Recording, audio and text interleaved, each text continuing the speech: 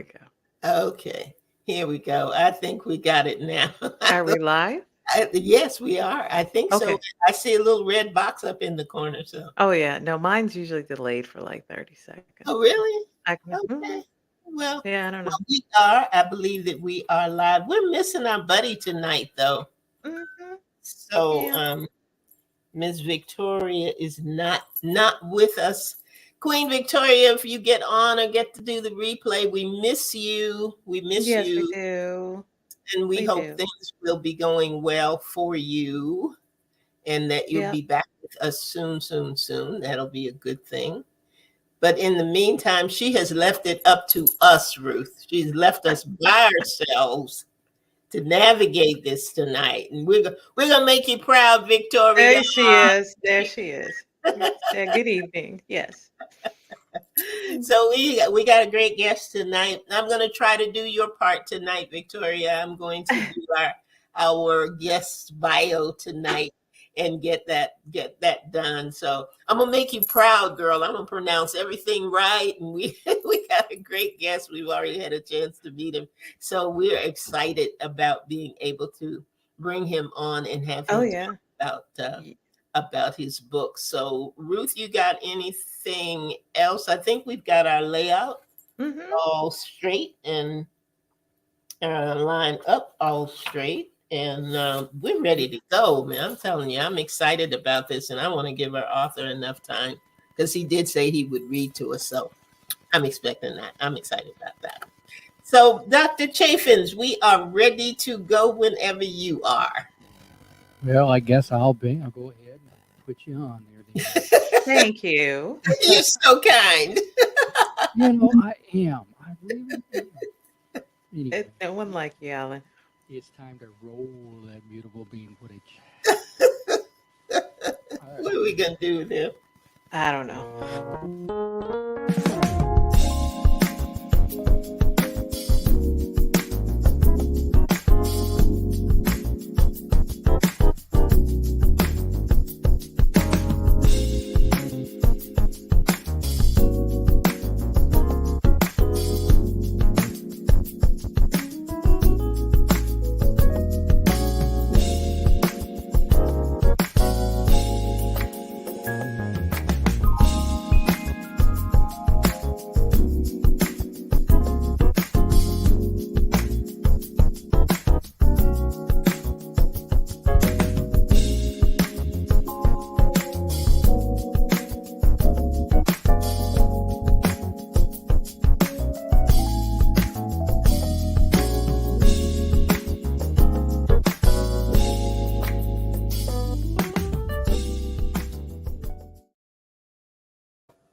And we're back. Hey.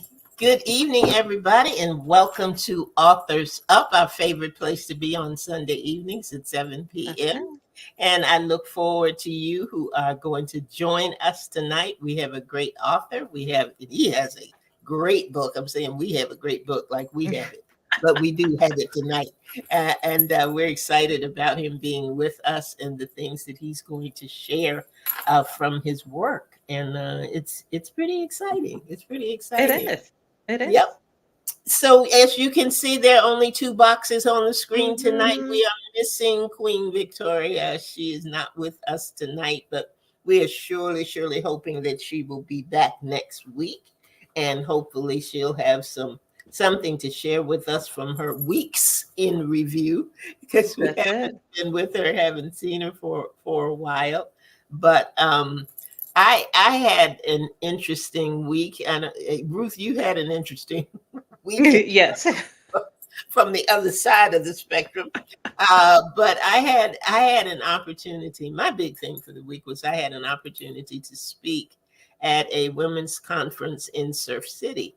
All right. Which is down by the beach. And I was looking forward to it, have been looking forward to it for some time.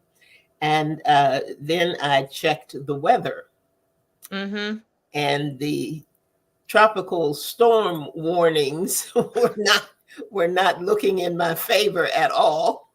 And my daughter was going to be driving, and I thought, I don't know about this. I don't know about doing being on the road in the rain. I don't Yeah. know how this is all going to work out.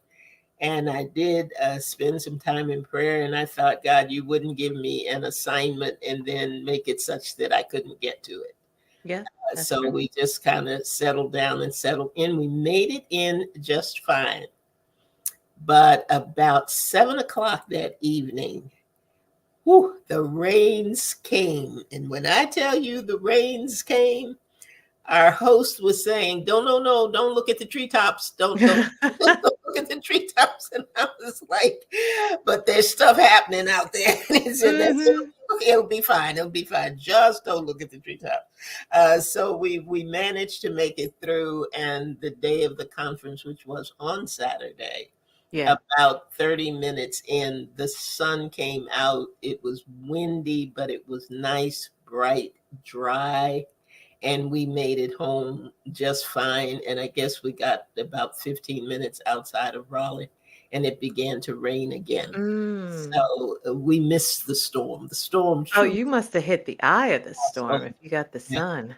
Yeah, we got the sun. It was Wow. a good drive back, and Yeah. when we saw that sign that said Raleigh exit, we were like, woohoo, thank you. I was glad to be home. Glad to be home. And that was my big thing for the week. Other than that, I was just doing a lot of writing and programming and things like that. That's So what awesome. was going on with you last week, Ruth? Oh, well, a lot of work stuff. We'll just leave that there. Yep. Uh, you know what? And sometimes I'm learning balance when it comes to that. And you know what? Sometimes work just needs to stay at work, and Yeah. then we'll focus on the other stuff. So we're going to focus on the other stuff because it was a part, outside of work. It was a good week. I've been like you, I've been working on my writing, trying something new, something different. So, um, I've been working on some fan fiction that I'm going to be posting as a serialization. So I'm not publishing a book, even though it's book length. So I'm excited about that. And then I found like one piece of information that I had been missing that I didn't know that I was missing, but totally changed, not totally changed the story, but threw a wrench in it. So I'm like, okay, this is a challenge. That's what I'm going to look at it as. So I had to stop and go back and Mhm. kind of rewrite again. Mhm. But again, as a writer, I love that. So it was just like, okay, well, we'll just move with it. And so that was like a good part of my week. And then yesterday was my birthday. Yay. Ooh, happy Yes. Thank birthday. you. Thank you. So I am 49 and I don't mind sharing that. So, because I feel all of 35 again. So I'm sure, and I tell people at a certain point in your life, you just start,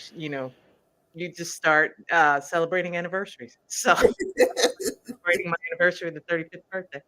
But no, it was just a lovely day. My husband was in Michigan with his dad, but he was flying in that evening, so I got to spend it with friends. I went out, was treated out for lunch. Just went and got my nails done. Uh, All right. it was just a lovely day. Got home in time to eat dinner, relax for a little bit, and then go pick my husband up at the airport. So it was just a good day.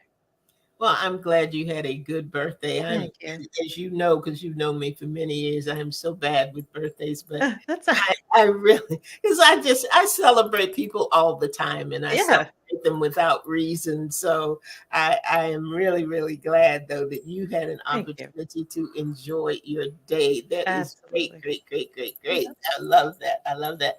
And you were talking about writing. I am thinking Uh-oh. I might do the writing challenge this year. I'm Oh, thinking. We're still in the thinking stage. okay, well, that's the first step, so I we'll just see. might try to do that this year and Okay. see where that leads me. All right. So tonight, are you ready? Are you ready for our I'm excited. ready? I'm ready too. I am ready too, and I'm going to tell everybody a little bit about him. Juanito Bernardin was born to Haitian parents in Montreal, Quebec, in Canada, and grew up in Montreal and then Ottawa, Ontario, the nation's capital. He went away to school in the Niagara region in southern Ontario, where he met his wife, and they have 2 daughters. After relocating his family back to Ottawa, he now serves as the Chief Information Officer at Library and Archives Canada, the federal government institution tasked with acquiring, preserving, and providing access to Canada's documentary heritage. Wow. He has served in a number of Canadian federal government departments and held leadership roles in the banking and insurance industry. Before joining the federal government, he worked in the information technology industry as a consultant, project manager, marketer, salesperson, and also a business leader. Juanito is deeply committed to community service and to making a positive contribution to the world around him. He has been a youth leader and elder in churches in Niagara and Ottawa, inspired audiences through his public speaking, coached one-on-one, and the list goes on. There's so much more in his bio, but we're going to let him share more about his life and his writing journey when we return after this break. So get ready to meet our guest for the evening, the author of Dad's Car Rides, Juanito Bernardin. We'll be right back.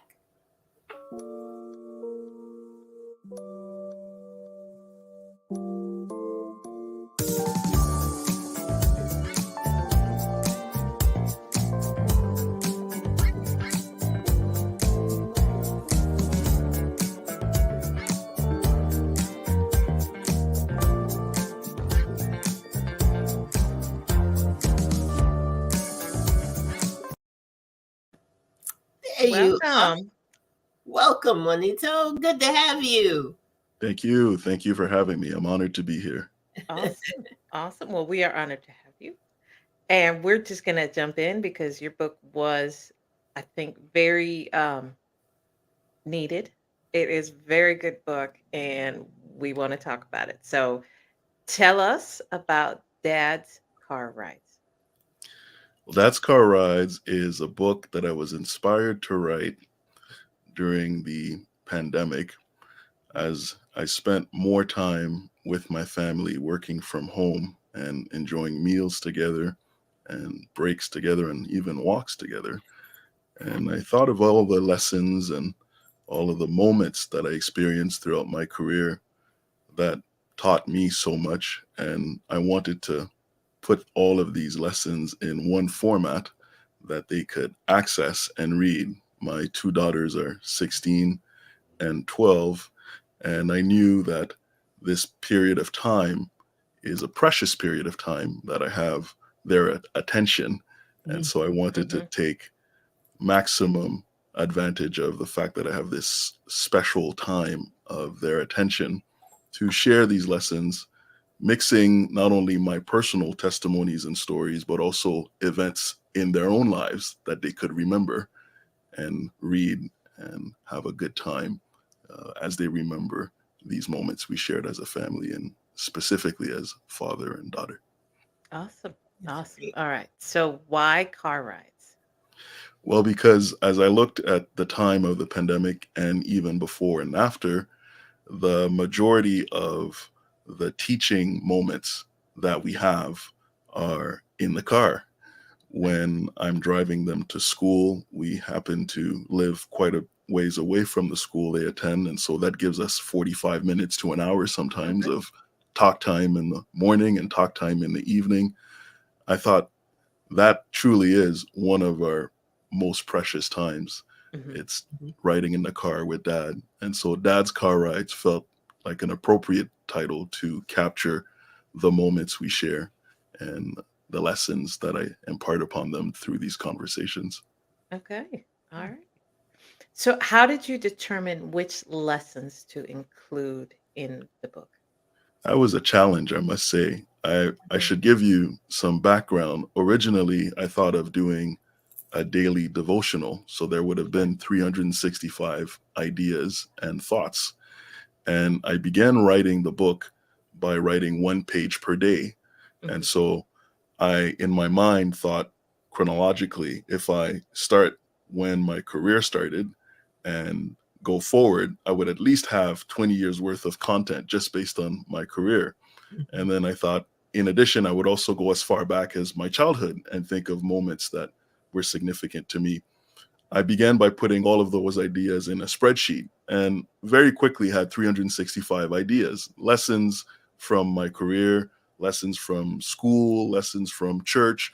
I didn't run out of ideas, Mhm. but after about 5 or 6 months of writing, I thought to myself, I should check with my youngest daughter what kind of books she enjoys reading, because I don't want to create a volume that is so large that she doesn't have any interest in reading it. Mhm. Right. And when I checked with her, she showed me a book that she really enjoyed, the number of pages it had, the margins, the size of the font. And I quickly realized I had far outdone myself in the sense that I had gone beyond the number of pages that I needed for a book that she Sure. would ever read. So at around the halfway mark, I stopped at around 6 Okay. months of writing and figured there are enough lessons here at 235 pages that she'll enjoy. And so that's where I Okay. stopped. Okay. So does that mean there's a volume 2 coming?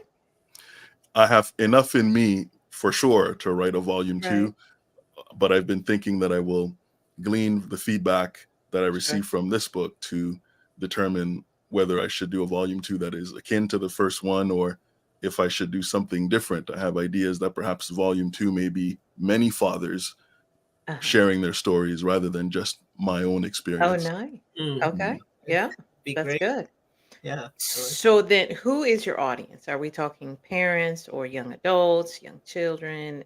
Who are you targeting with this book and how should it be read? Is it It's a good something that yeah.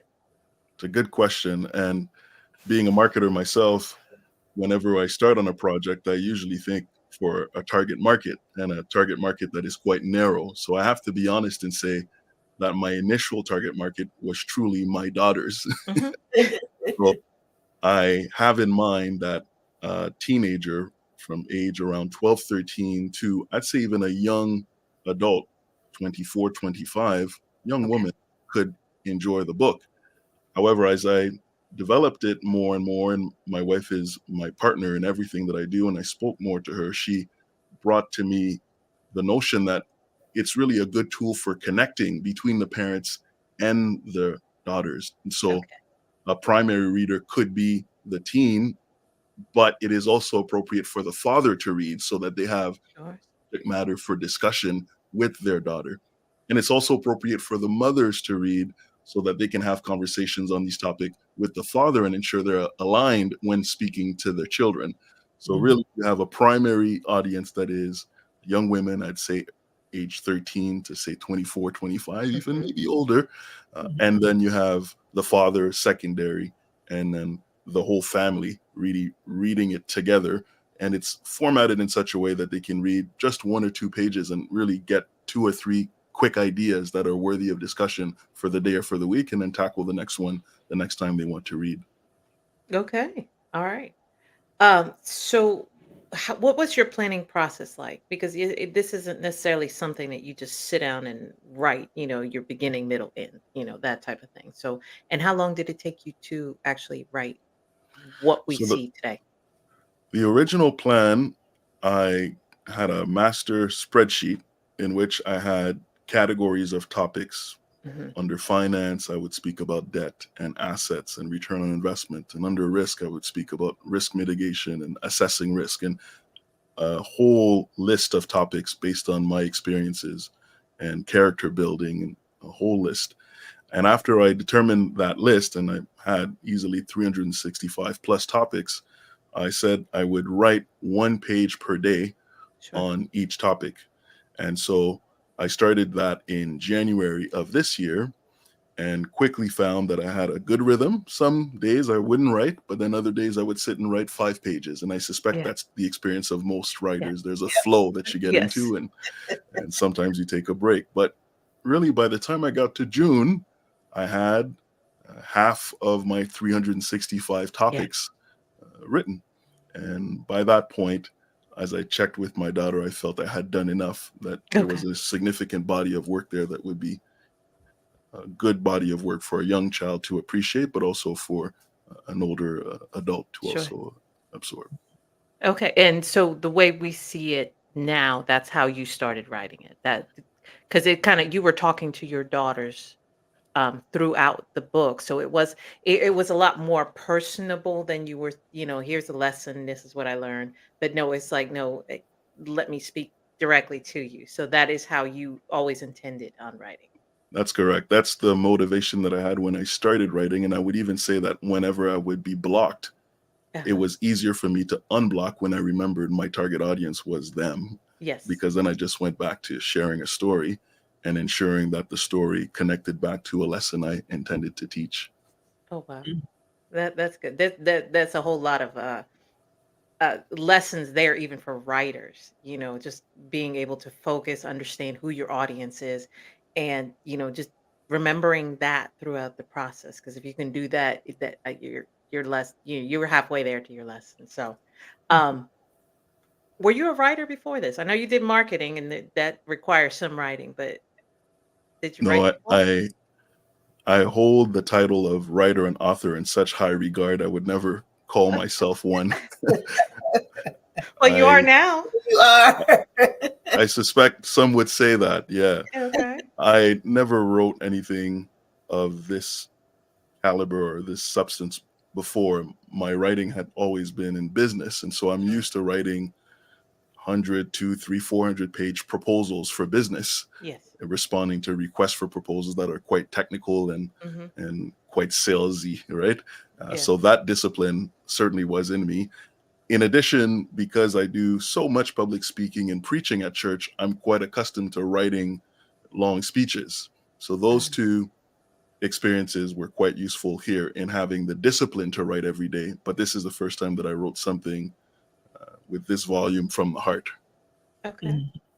Mhm. Did it make it any easier? At times, it made it more difficult because it was so much more personal.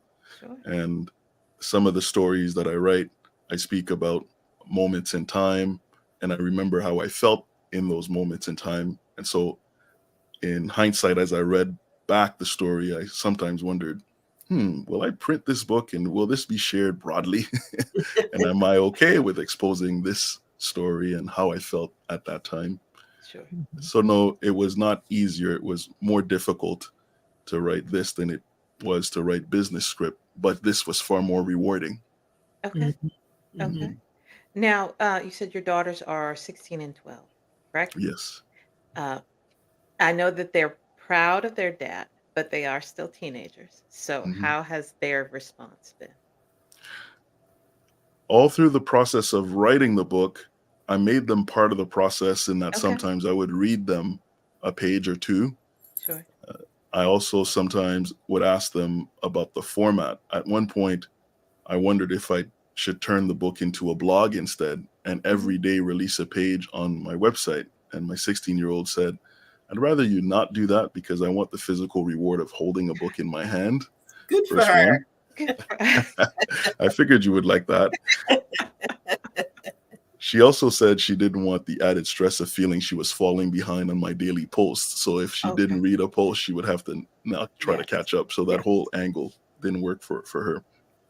So I was able to gauge their interest and satisfaction throughout. But now that it's finished, I see a different level of appreciation, not only about the substance and content of the book, but also about the process of finishing a project. And Yes. that's actually one of the topics I speak of in the book, the Yeah. notion of pressing on when something is hard, Hmm. doing it even though you're unsure, and experiencing the satisfaction of a job well done, even Yeah. if it's not something you're doing for financial gain, but just for personal interest. Being able to experience the satisfaction that comes from persevering through something you're unsure of Yes. is something I want them to see. And by me doing this, they can look back and say, Daddy did it, I can do it too. And they can pursue an interest that is beyond perhaps their main vocation or career choice. Now, do either one of them have an aptitude for writing? My youngest, for a long time, has said that she wanted to be an actress. And in Okay. recent times, she has evolved to say that she wants to play a role behind the camera as a producer Oh, and a that's movie awesome. writer. And All so right. we have had occasions to see her work. In fact, there's a story in the book that speaks about her having written a mini movie that she filmed and directed and Oh, produced all by herself using the oldest laptop and camera in the house.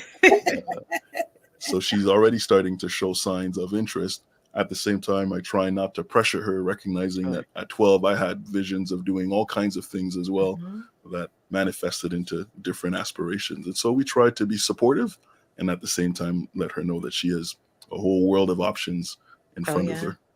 Oh, Yeah. yeah. And look, and she could do that with the oldest laptop and camera in the house. Imagine what she can do with brand new That's right. up-to-date equipment. So That's right. that is awesome. So let me switch the questions a little bit now because you Mhm. you are the son of Haitian immigrants. You live in Canada.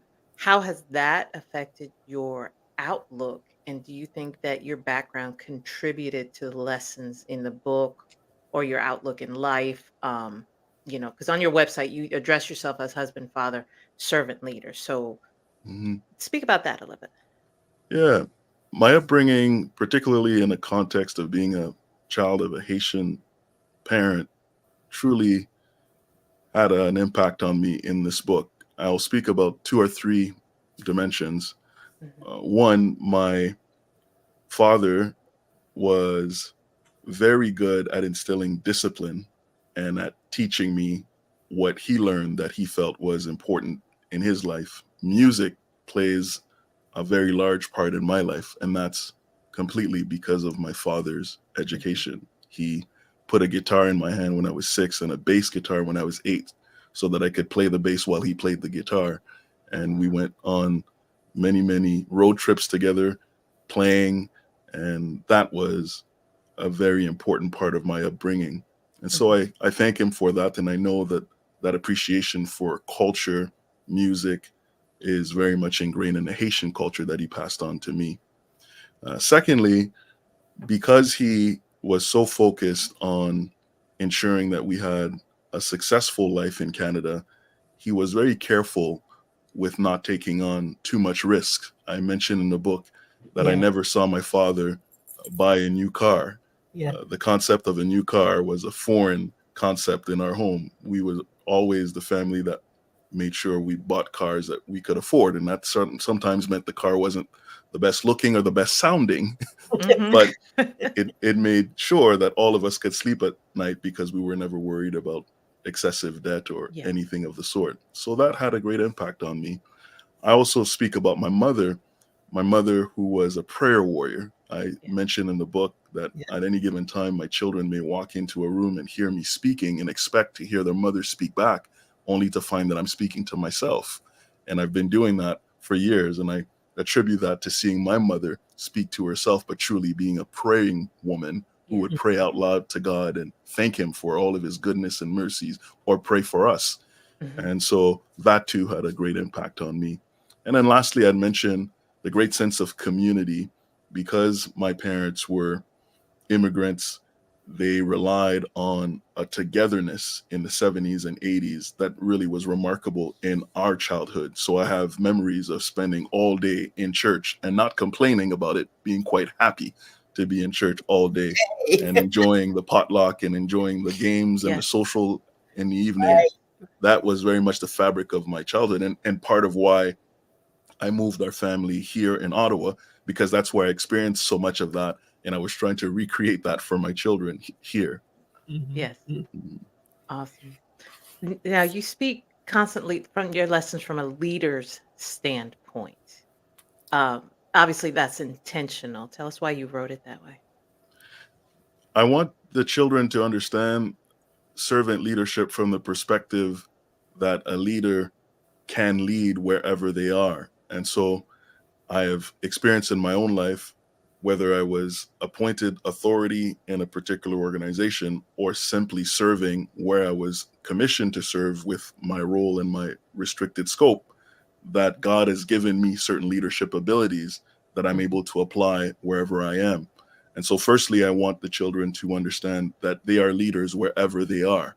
And they have an opportunity and a responsibility to exert that leadership with humility and kindness and purpose wherever they are. that's one reason I speak about leadership so much. Secondly, I speak of it because as I've been able to serve, I've been rewarded with more opportunities to lead. And so I Right. truly believe in this concept of servant leadership, following Jesus's model that if you seek to elevate the well-being of people around you, then you will be given opportunities to exert authority. And the more authority you have, the greater your responsibility to serve more Yes. people in more capacities. So I find those to be important concepts. I've been rewarded greatly in my own life, both in my community services, but also in my career, to think first of serving others, the well-being of others, and I've been greatly rewarded in my own personal life. I wanted them to see that it's okay. In fact, it's cool to be kind and to serve others, and to not worry that by putting others first, you would find yourself last. In fact, my experience has been that by putting others first, others will bring you along and put you ahead because they know that you have their well-being in mind, and Yes. God rewards you that way. That is awesome. Awesome, awesome. Awesome. So yeah, I've got one more question. Oh, did you want to jump in, Andrea? Look, I am enjoying you and Juanito, but I do. There are a couple of things that I do want to say. So if you go on with that one, I'll go after you. Okay. So my last question is, you end on this note. Remember, though, it may not always feel like it, you have a Father who loves you unconditionally. This love is greater and deeper than you know. And if you want to learn how to apply the lessons in this book or just want to talk, I'm easy to find. Reach out. So obviously, you're talking to your daughters, but on a different level, it feels almost spiritual. Or, if I love honestly the like progressive commercials where they have the father from Family Matters, the internet dad, Mhm. and that's how it felt when I read that part. So, you are in this place now. You are dad. Mhm. To whomever is reading the book, to whomever needs a dad, to whomever wants a dad. So, Mhm. tell us about that ending. It has a dual interpretation. You're right, Ruth, in that I wanted the reader, if there is a young woman who's reading this who doesn't have a father figure in their life, and there's a topic, Mhm. any topic in the book that resonated with them and they'd like to hear more about it, I wanted them to know that they can use the email or Sure. the website and connect with me. And I would be happy to have that conversation. And if I can help in some way, help. If I can connect them in some community near them that can help, then do that. That was one application. The second application was intentionally spiritual because I want people to know that there is a God who loves them, who cares Yeah. for them. And people may have had different experiences through religion, through their upbringing, and different beliefs. And it's simply an invitation. If Yeah. someone was compelled by something that they read to want to ask more question or discover more about this love, I'm simply letting them know that I'm willing to have that conversation with them. And sometimes some may read the book and have some interest in something that is purely technical. For example, I speak about how to calculate the internal rate of return if you're trying to assess which investment to put your money into. Uh, They may call and have that interest and that interest only. And if that is Yeah. their only interest, then I'm okay having just that conversation.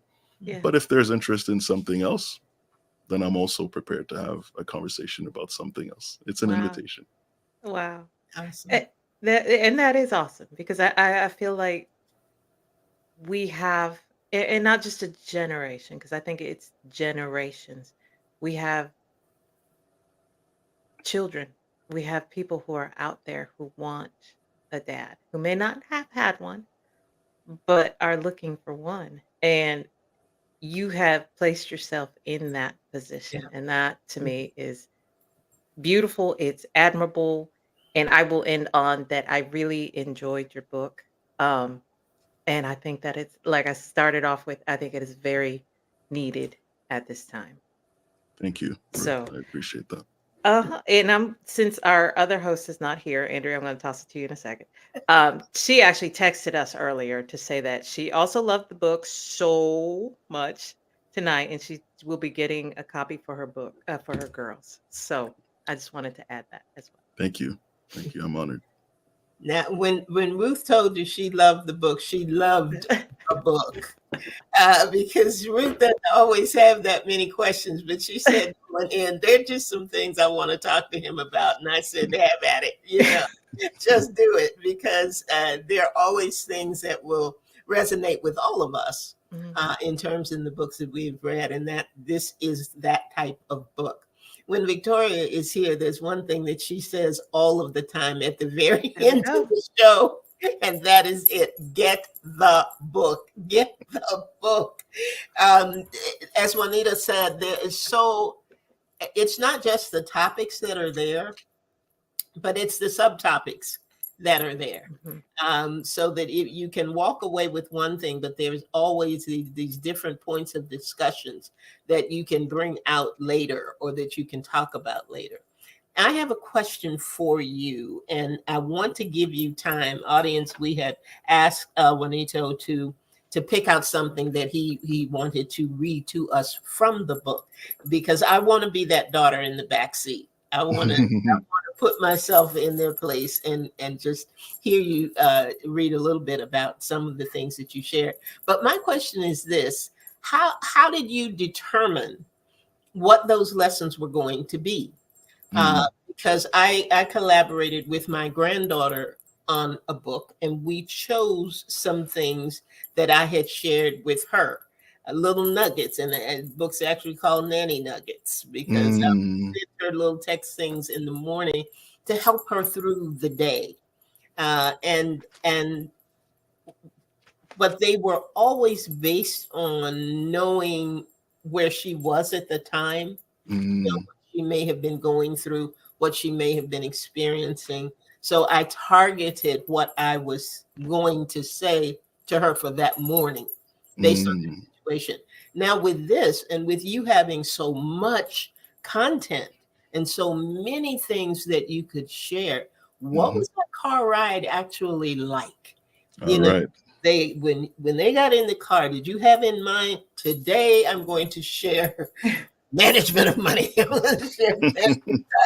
Or was it born out of a question maybe that they had, or something that they may have been experiencing at the time? So truly, how car ride conversations really come about? Truly, Andrea and Ruth, I can tell you that all of the above, but I will share with you some of the intentional criteria that I use, because there were a few intentional criteria as well. For one, as an overarching goal and objective I have for the book, it is for the ladies to know within themselves that they are royalty.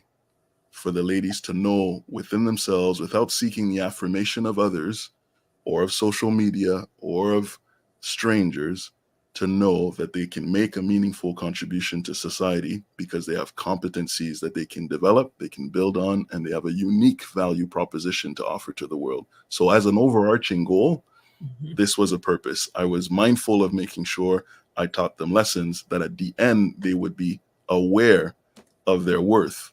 Even if no one were to ever tap them on the back, they would know that they were royalty. That was an overarching goal. A second, I thought about lessons that are not always taught to young women, at least that I did not see taught to young women as frequently when I was growing up. And so concepts such as discernment, the notion of being able to tell the difference between good, better, and best. We often speak about right and wrong. That's the base of the ethical dilemma. But how to tell good, better, and best, I felt was not something spoken of as often. The notion of risk-taking and risk tolerance, I didn't feel was something that we heard often about within my circle for young ladies. And so I spoke of things that I had not seen and heard spoken of to young ladies, and that I wanted them to hear from me, from a Christian worldview and from their father, rather than from anyone else from any other worldview. And then as a third criteria, I focused on lessons in which they could see that I learned too. In fact, the excerpt that I'll read for you today is an excerpt of a lesson that I learned through one of their actions. So I wanted them to see that even I, as a father and as an adult, continue to grow and learn in some of the mistakes that I make and in some of the interactions we have with them as children, that God is using them as a vehicle to teach us some things too. So those are at least some of the criteria. Yes. And in addition, yes, questions that they asked would cause me to put something in my memory bank and say, on the next car ride, I'm going to get you with that one. And I would strategically place some of those conversations to tackle a question that may have come up or a situation that came up. Yeah, it's all of the above. All of the above. Well, I am getting in the car now. I am in the seat. I've got my seatbelt on, and it's time for Dad's car ride. So tell us, share with us what you want to from the book. All right. This is a vignette called Being Slow to Anger. Oh. And it's under the chapter of building character. This is a chapter in which I point out some of the characteristics I believe to be of great value for the kind of woman that I married, that I love so dearly, my dear wife, that I wanted my daughters to emulate. And it's the characteristic of being slow to anger. Mm-hmm. And it reads, raising a 3-year-old daughter lovingly is a real test of patience. At that age, a child has learned just enough words to be able to speak in incomplete sentences that leave you wondering if they're being disrespectful or really just don't know the right words to say. It is also the age when a child learns emotional manipulation. Left unchecked, they will harness this skill for the rest of their lives. When children err, a parent can really struggle between instituting discipline and showing compassion for this half-cute, half-crook mini-me, creating tension that leaves the parent ready to snap at a moment's notice. Years ago, when you were 3, we were in the basement playing puzzles. To encourage you and myself, I would enthusiastically congratulate you on small wins and raise my hand for a high five whenever you placed a piece of the puzzle in the right spot. Without warning, you suddenly exclaimed, "I want shiny!" As I was well versed in baby talk, I understood you meant you wanted something to eat. You said, "I want waffle." And I responded, "You want a waffle?" You thought for a moment and said, "I want cereal." And I responded, "Okay, you want cereal, not waffle." You responded, "I want waffle." By now, you had a smile on your face, which made me think you were not hungry and just being silly. So we continued to play until you erupted, almost in tears, screaming this time very clearly, "I want to eat!" Fearing that Family and Children's Services Department of the government would come for me, I quickly moved towards the kitchen. I asked you again if you wanted a waffle or some cereal. When you calmed down, you said cereal. So I quickly poured a bowl and left it on your high chair table. With one swift hand motion, you knocked the bowl of cereal on the floor and began screaming, "I want waffle! I want waffle!" I was more than angry. I was livid. I hurried to prepare a waffle and gave it to you before turning my attention to clean the milk and cereal off the floor. As I picked up the last grains of cereal, I looked up to see you looking down at me with a proud grin. You had a piece of waffle in one hand, with the other hand lifted in the air as you said joyfully, "Yay, Daddy, you did it! High five!" And at that moment, my anger disappeared, and I gave you a high five. Now, that portion that you read right there says to all of us, while your target audience might be that age between 13 and 24, it's a book for nannies. It's a book for parents. It's a book for anyone who interacts with young people. Yes. And that is what makes this such a great book. So no matter what age you are, because we have a lot of grandmas out there who are raising children now. Mm, And they're taking care of them, and they're in different, while they're in different stages of their life. We're always talking about ways to bridge that generation gap and to be able to relate to one another and be able to be effective in doing that. So yes, get the book. Everybody that I see that's tuned in, that is listening tonight, those who will see the replay, those who will come back on Saturday and see it again at 7:00, you got your instructions. Get the book.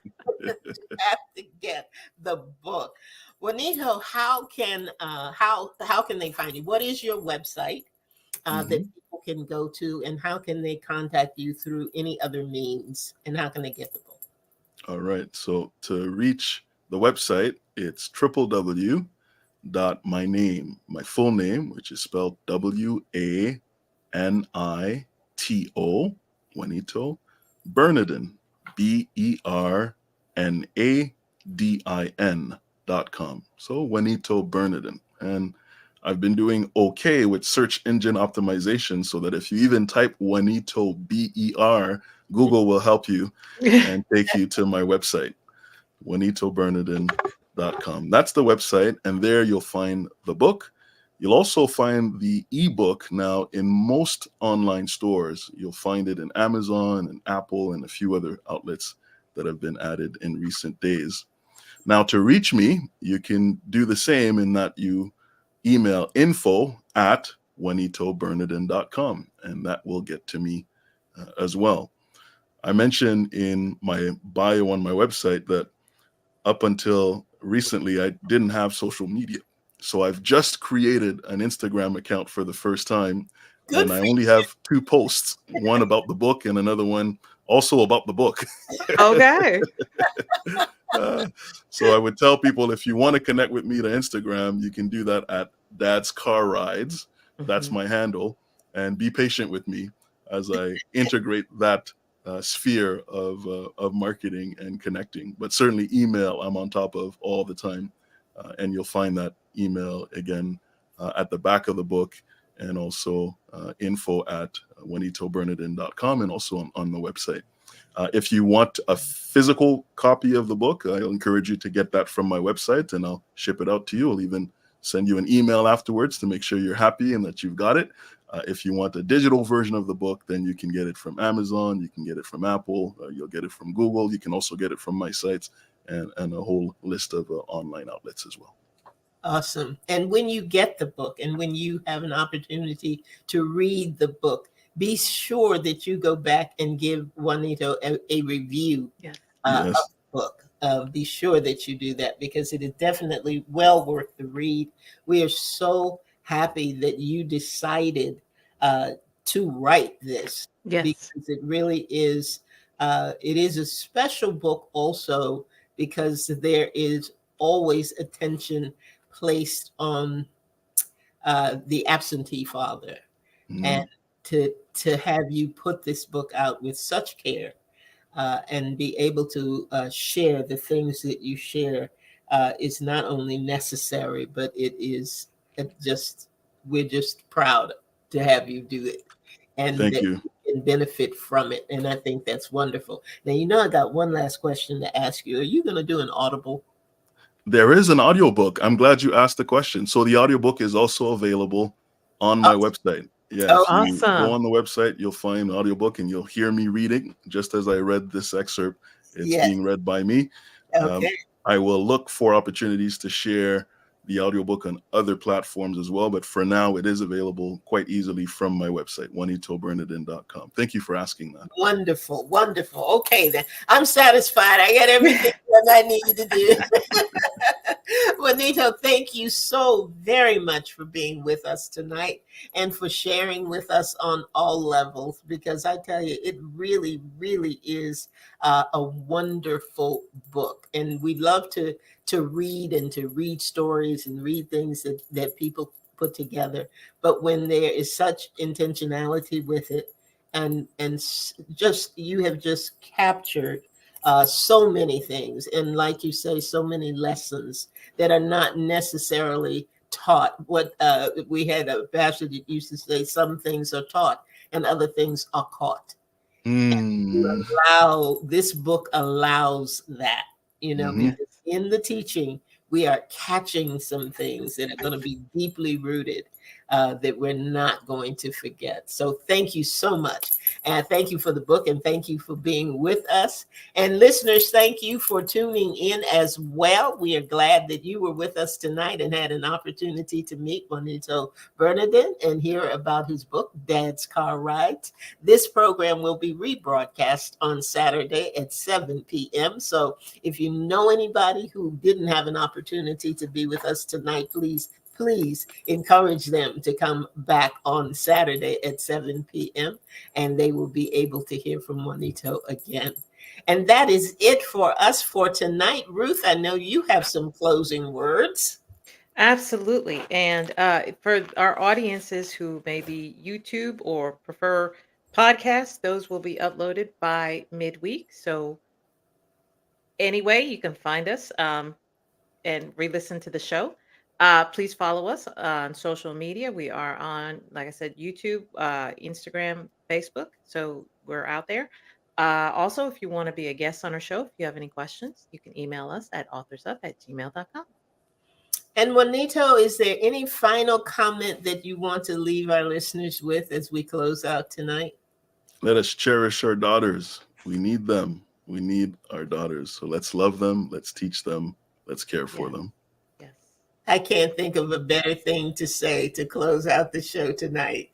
So thank you again. God bless you, and everything that you aspire and inspire to do to help us along this journey called life, and help us to be as effective as we can in building this next generation that's coming on and helping them to understand their value and their worth. Priceless, absolutely priceless. So that's it for us for the evening. You all come back next week. We will be right back here on Sunday evening at 7 p.m. For another edition of Authors Up. Guys, have an absolutely amazing week, and hopefully we'll see you back here next week. So take care and good night. Good night.